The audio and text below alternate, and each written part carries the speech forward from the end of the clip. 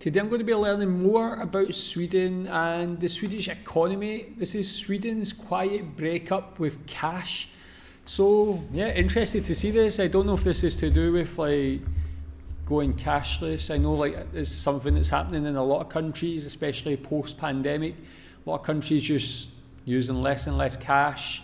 Here in Malaysia, they use a lot of like apps, e-wallets they call it, to pay for things. Some places I've seen don't even accept cash anymore. So interested to see this. I know Sweden has like an app that you can use for payments that's very popular. And yeah, looking to learn a bit more about this situation. Let's watch. Tell me what you think. Payer ses courses avec une carte bleue ou une application sur un smartphone est de plus en plus courant dans l'Union européenne. C'est ce qu'on appelle le cashless, le fait de ne pas utiliser d'argent liquide dans une transaction. Cette tendance n'est pas nouvelle. What I'll do is put this on the full screen just so the subtitles, because I think it's in French, so just so the subtitles are a bit more readable for anybody watching.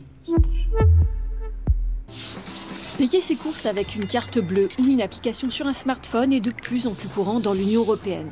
C'est ce qu'on appelle le cashless, le fait de ne pas utiliser d'argent liquide dans une transaction. Cette tendance n'est pas nouvelle, mais elle a pris plus d'ampleur avec la pandémie de Covid-19. Et tous les pays n'en sont pas au même stade. Ainsi en Allemagne, la moitié des transactions dans les commerces physiques se faisaient encore en argent liquide en 2023, même si le cashless progresse. Dans le nord de l'UE en revanche, le numérique a largement pris le pas sur l'argent liquide. C'est notamment le cas de la Suède, où cette même année, le liquide était utilisé dans seulement 10% des achats. Là-bas, le cashless est aussi courant dans les transactions entre particuliers, grâce à l'application Swedish, que près de 9 millions d'habitants sur 10,5 avaient téléchargé en 2024. Well, that's a huge amount actually. Like, so really, like, how did they get such good uptake on being able to use this? Like, I know, like in a lot of countries, like UK, for instance, you try and promote cashless payments or moving towards a cashless society. People are very resistant to it. People want to stay paying cash. You tell them download an app, they'll be very rebellious and say no, and they'll go against that sort of thing. This is a very great uptake. So was this government mandated? How did they manage to do it? Were people just more accepting? And yet only less than 10% of transactions being cash. That's a like, yeah, huge uptake on digital transactions.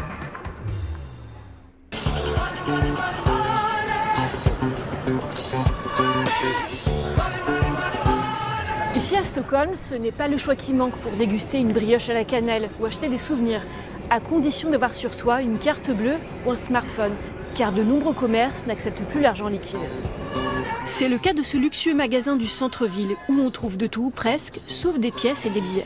L'enseigne a décidé de se passer d'argent liquide il y a 2 ans, une décision légale en Suède, tant que l'information est affichée comme à cette caisse.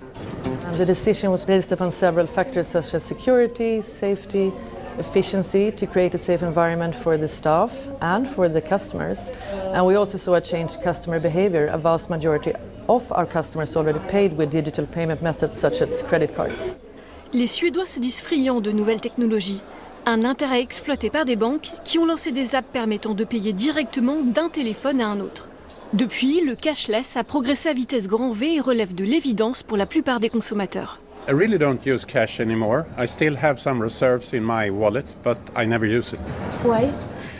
Because it's so easy to pay with your phone or with your credit card, and it's always available. Yeah, was that like with this? Was there anybody who was like not for this or was resistant to change, were against it? Yeah, I think it's like that's the biggest obstacle in most countries. I think any country can probably implement the system, but it's just getting the buy-in of the actual populace is the difficult thing, I would imagine. But yeah, Swedes seem very open and very forward-thinking, I think. Toujours disponibles, les autorités suédoises n'en sont plus si sûres. Avec l'invasion de l'Ukraine et les tensions géopolitiques, le cashless est aujourd'hui considéré comme une vulnérabilité. Les habitants sont invités à faire des réserves d'argent liquide et le gouvernement cherche à ralentir la tendance. Denis Ducaref est député et auteur d'un rapport sur le sujet.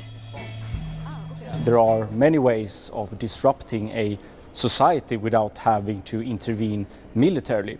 For example, you could cut off the energy or the electricity or attack a digital payment system. And you just have to look at what happened in Spain a few weeks ago. If they didn't have physical cash as an opportunity of payment, then that scenario would have been totally different. Le risque de guerre hybride n'est pas le seul argument invoqué par les autorités suédoises pour mettre fin au cashless. Dans certains pans de la société, des personnes ne peuvent pas ou ne veulent pas payer par des moyens numériques et selon le gouvernement, elles ne devraient pas être exclues. C'est notamment le cas de retraités éloignés du numérique, mais aussi de femmes victimes de violences conjugales, des femmes pour qui le numérique est synonyme de surveillance et qui passent souvent des mois à mettre du liquide de côté en attendant de fuir. Adine Sabadi, présidente d'une association féministe, a rencontré beaucoup d'entre elles. Then the day she thinks that now I can leave this relationship, now I can take a hotel room or I can live free a couple of months until I get back on my feet. The first day she went out and she packed her bags and the children's bags and she was trying to buy a ticket to the bus or the train. And they said no cash. Pour Adine Sabadi, le cashless est un obstacle de plus pour ces femmes. Un obstacle que le gouvernement suédois s'apprête à lever, en partie du moins. Le Royaume prépare un projet de loi visant à obliger certains commerces, comme les épiceries et les pharmacies, à accepter l'argent liquide. Un texte qui ne va pas assez loin selon Björn Eriksson. Cet ancien directeur d'Interpol est bien connu des Suédois. Avec son association Cash Rebellion, il défend bec et ongle l'argent liquide. Interesting, just with regards to the woman who's getting out of her situation there. Like that's the thing. Yeah, you don't really think about it too often, I guess. Like for me anyway, which is quite sad in a way that I'm not thinking about like people like that. But it's most people are thinking about the technological advance. But yeah, there's a lot of people who definitely need to use cash. So that's such a shame that she actually couldn't pay for that. She never wasn't accepted to pay by cash. Like really sad. I think you agree it's necessary with food. Do you think it's raining a lot outside? Do you think it's necessary to have clothes? I would say it is. If you're a person a little bit outside of society, is it okay if you want to have a cup of coffee? Yes. That's my concept. So I would prefer that everybody, in all circumstances, should be able to use cash. Pour que les commerces acceptent le liquide, encore faut-il qu'ils puissent apporter l'argent à la banque. Aujourd'hui, elle limite les dépôts car le cashless est un système avantageux avec moins de personnel à payer. La future loi obligera les banques à faire mieux en matière de gestion de l'argent liquide, mais d'après ce spécialiste, le cashless restera majoritaire. This law's aim to do is to make it still possible to use cash and that the infrastructure for cash should be good enough. But then it's really up to the demand to consumers to decide whether they will use cash or not. On l'a vu, le cashless est aujourd'hui la norme pour des millions de Suédois. Et revenir en arrière, ne serait-ce qu'un petit peu, peut sembler une gageure.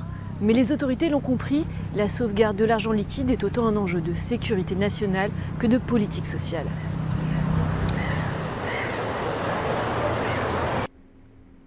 Yeah, that was an interesting documentary because it's looking at it from both sides. For me, like I don't really have a problem with paying with either. Like I'm not somebody who's like against cash or for cashless. Like I'll always have both on me, just no matter what, just in case. But I can see the benefits of both as well. Like, but yeah, if there's people who are really, it's going to hurt, then I guess you still got to offer paying by cash as an option for sure. Don't think you can ever just always go fully cashless. Tell me what you think about that and tell me what it's like in Sweden with this. Thanks.